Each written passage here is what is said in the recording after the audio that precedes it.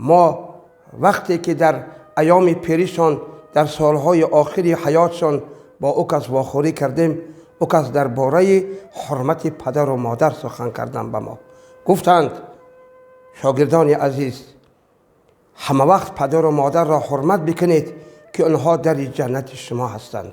و یک ابیات را هم به ما قرائت کردند: چون دانه ز کشتی پدرم میفخرم، چون خانه ز خشتی پدرم میفخرم، فخریه من چکامه میراثی است، مردانه ز پشتی پدرم میفخرم.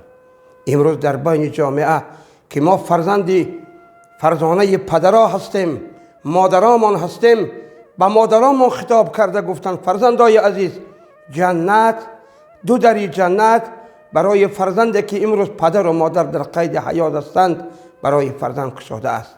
اگر از خشت عالم خانه سازی، اگر مال جهان یابی ببازی، برکت گه نیابی در دو عالم، اگر مادر نباشد از تو راضی.